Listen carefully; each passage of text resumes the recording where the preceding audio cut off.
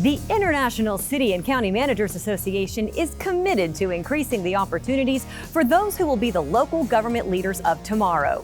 And only ICMA TV is showing you how. Welcome back to ICMA TV and to day 2 here in Austin, Texas. I'm Matria Godfrey. Today we are turning the focus to how ICMA is opening doors for the next generation of bright and dedicated city and county leaders through scholarships and fellowships. Straight ahead on this second day, sitting down with a scholar. Like now I go downtown and I'm like, oh, sustainability did that, and they just put in a new garden, and it really sort of makes you feel proud to be a part of something that you help your own community in. We talked with a rising college star and scholar in the newly launched Bob Turner Scholar Program about how this opportunity is shaping her future. And we go beyond borders. Hear how the YSEALI Fellowship is bringing an international flair to local city management. Plus, it's a spooktacular scene in one South Carolina town. Wait until you see how this city is capitalizing on the Halloween holiday. We are ever looking for those people wanting to join us in serving this community and this wonderful place that we call home. And we continue our tour of towns across America that are setting a new standard in service. We've got so much ahead on this second day, and there are plenty of ways for you to watch. You can always find the latest ICMA TV episode on the TVs placed throughout the convention center, on the homepage of the ICMA meeting website, where you can click through the playlist to find even more extensive content, on the ICMA conference app, and on our YouTube and X pages, formerly known as Twitter. Turning now to an exciting new program just launched. The Bob Turner Scholar Program is a career development opportunity designed to get high school students interested in local government, and we are thrilled to have one of those scholars, Natalie Wright, here with us in studio this morning. Thanks for your time today. Thank you for having me. So this is so exciting. You're one of the first of these scholars. Let's start with, how did you even learn about this program? A teacher actually informed me of it. My U.S. government teacher, I really look up to him, and I told him about my passions for government, and he recommended this program and really helped me get involved with it, talking to our local government manager, and it sort of kick-started it from there. You know, I feel like a lot of high school students might not have local government on their mind. What was it about this program that interested you, and what got you interested in local government? Similar to high schoolers, I also didn't have local government in mind.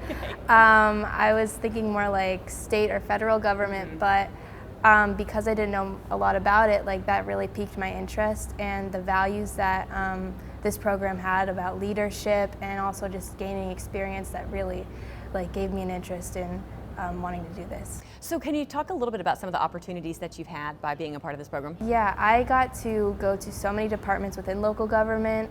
Some of my favorites were sustainability. I got to work with fire and fire protection. I actually got to spearhead a community garden, wow, which was really fun, and it just gave me a lot of learning experiences because I only stayed there for about a week, so I really had to get in and get my work done. It was a very good opportunity for me to grow. So you said that most high school kids don't have local government on the mind. Yeah. How has this program helped shape your opinion now of local government? Now I go downtown and I'm like, oh, sustainability did that, and they just put in a new garden, and it really sort of makes you feel proud to be a part of something that you help your own community in, and it really lets you talk. Not like how federal government, they're not as connected with individual people, but local government, you really have that personal connection with the community. How has this program shaped your career goals, even if that doesn't mean ending up in local government? Career-wise, I always knew I wanted to do something that was going to help people, and government seemed like that option. And now that I know more about how local government works, and I have more specific knowledge on the inner workings of local government, it sort of gave me a clearer path of my interests.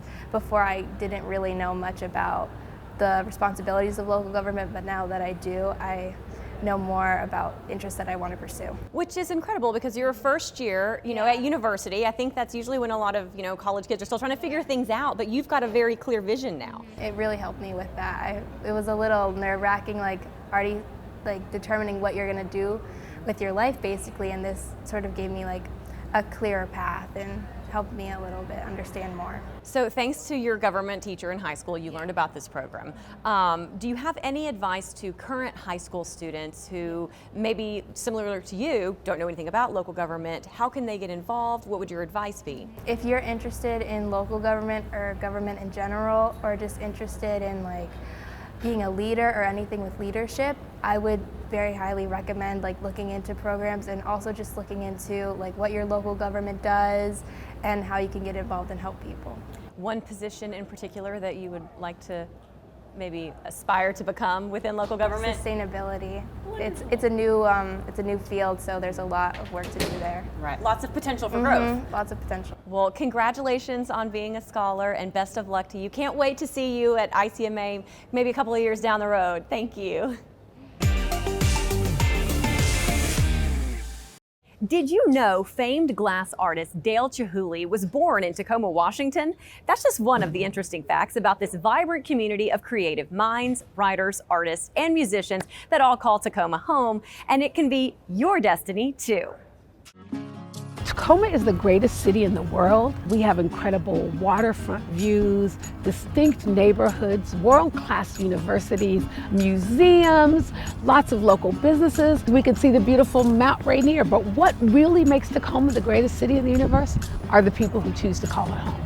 It is just such a unique city, and it's a city that's always striving, and whether that's historical, environmental remediation and revitalization efforts, whether it's award-winning community engagement or transformation efforts, this is a community that's really all in on trying to make sure everyone can thrive here. We just want people to feel welcome, honestly, just because it's such a foreign place to a lot of people. We want to make sure we have open arms. What I love about this city is that we all wake up every day enjoying this beautiful life, but we're also all chipping in to make this city better.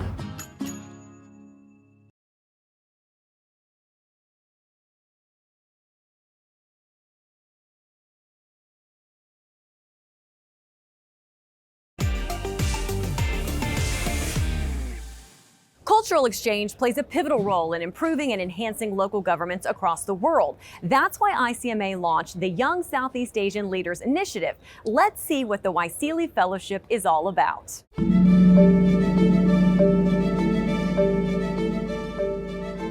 YSEALI Fellowship Program is something that ICMA has partnered up with the State Department. They identify high performers, young professionals in countries in Southeast Asia. They have some training for them. They bring them to Washington, D.C., and then they go out into host communities. We hosted 3 rounds of YSEALI Fellows for a month, and it's been a spectacular experience all the way around. We really exposed the young professionals visiting us. They learn a lot about local government, how we do service delivery. The people that they bring over are just fantastic professionals. They have a completely different background and set of experiences, and I think that's good for anybody. I think our staff got a lot out of it by showing off and being able to be proud and explain what they've been working on. We had some guests from the Philippines. When I had the opportunity to go back and visit them this spring actually, and they've taken a lot of the emergency management, public information, communication tools that they got from our team, and they're applying that there in the Philippines. Seeing them in their home environments, and they're obviously proud of what they've brought back, and they could show that off. And then, likewise, I learned about drainage and emergency management, all kinds of things in those places that was a lot different than what we do. Just do it. You'll be enriched and deepen your professional and personal experiences, and you'll be definitely helping broaden the experiences for these folks that come to visit you.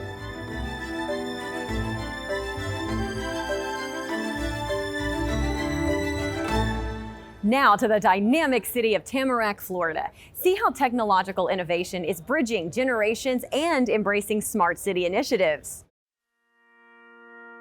Tamarac is a high-performing organization. We're also a smart city. We strategically plan for our growth. We develop strategies based on our community and business needs, our vision of our elected officials, and our partnering organizations. It's a systematic approach to developing our 2040 comprehensive plan and multimodal plan to address the needs of our changing demographic. We're being proactive, reaching out to the development community, the investment community, to bring them to Tamarac and showcase what the opportunities are here for investment. From the public art to our neighborliness to the way that we engage with our public, the Tamarac feeling makes this the city for your life in more ways than one. We work to align our services, our vision, our mission, and values with the community needs, and provide opportunities for an active lifestyle for our residents and an opportunity and an environment for our businesses to succeed.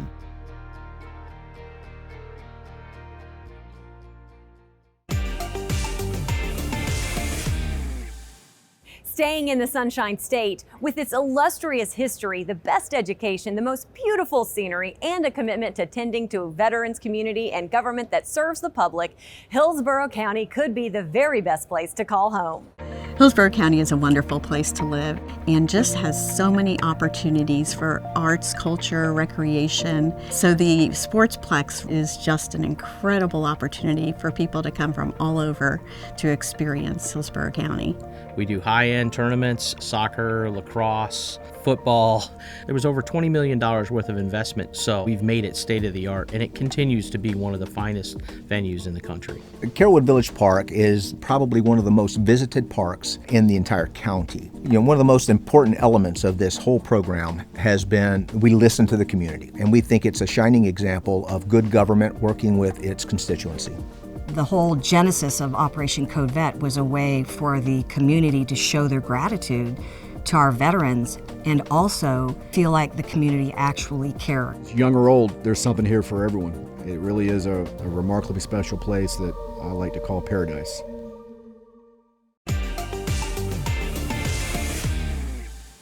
Now that we're officially into October, things are a little spooky in South Carolina.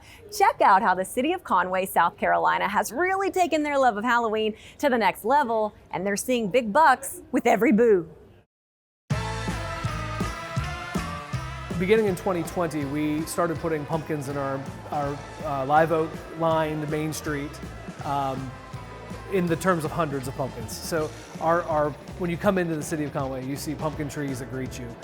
It really became sort of a tradition and a mainstay. Every year we added more pumpkins. Last year our mayor issued a proclamation declaring October 2022 as Halloween South Carolina. We changed our name to Halloween South Carolina.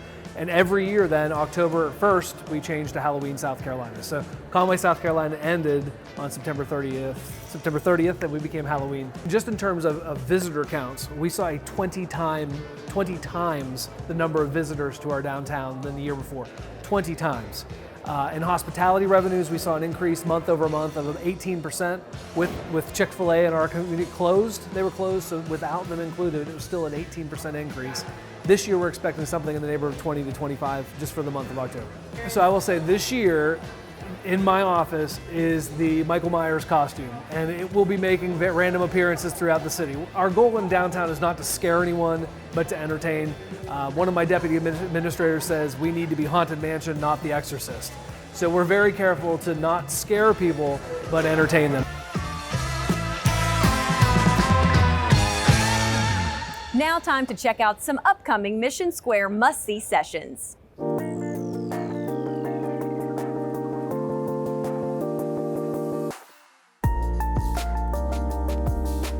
Well, our session is simply for the plan sponsor how to put together an investment lineup in their defined contribution plan so that their participants can create a portfolio that's appropriate for them.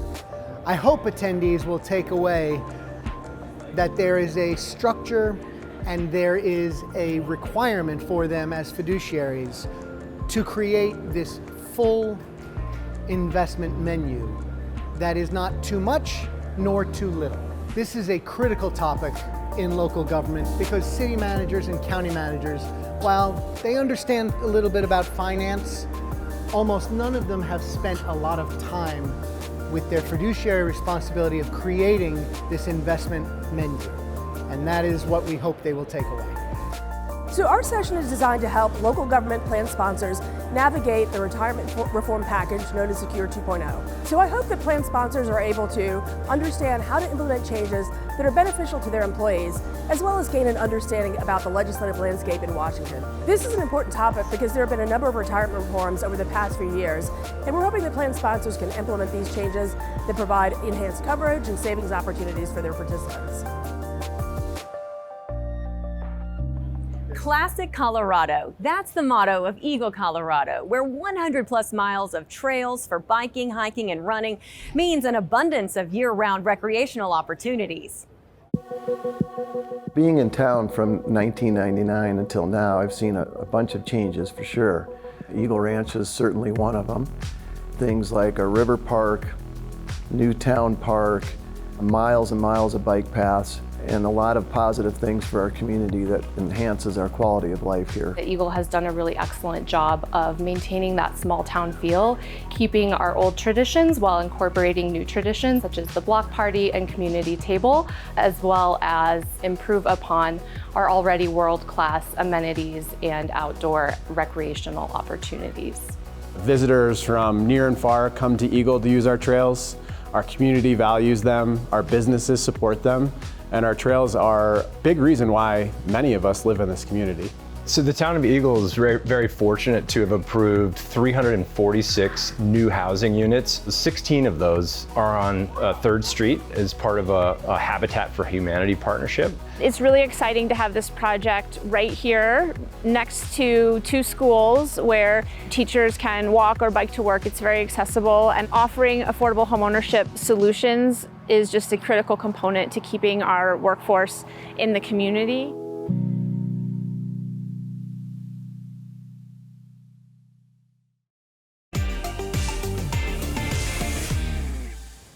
Colorado isn't the only state boasting incredible outdoor space. With an impressive 88% park score and 37 parks, the city of Wilmore, Minnesota offers abundant recreational opportunities. Let's head to the heart of the Midwest.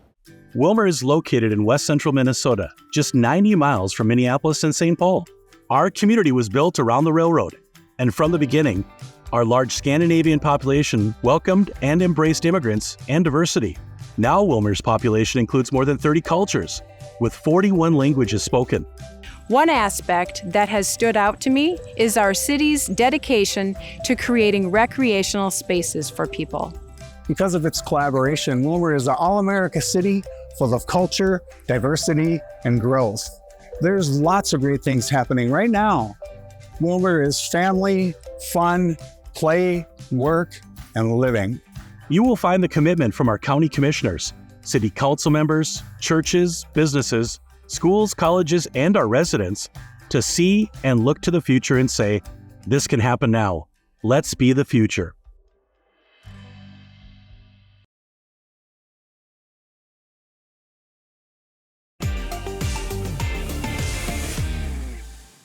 Heading west now, not just to California, but all the way to West Hollywood, California. In particular, West Hollywood's large LGBTQ+ population has made its mark across the city's nightlife and entertainment scene. From public art installations to the famous Roxy and Whiskey A Go-Go, West Hollywood's reputation precedes itself as so much more than a lively, artistic, and fun-loving community.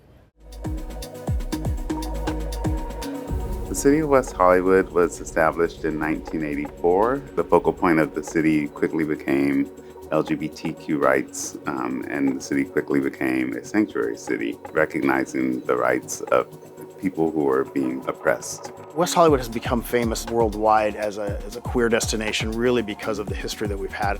We made headlines way back in the 1980s, and has continued to see that really kind of pay dividends for us.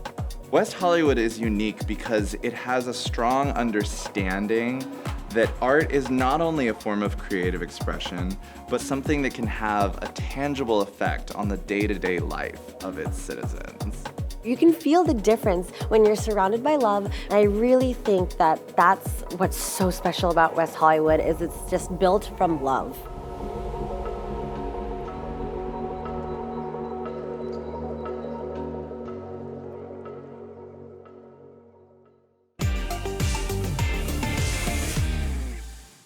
That does it for day 2 here on ICMA TV. We hope you've enjoyed hearing all about the impressive fellowships and scholar programs.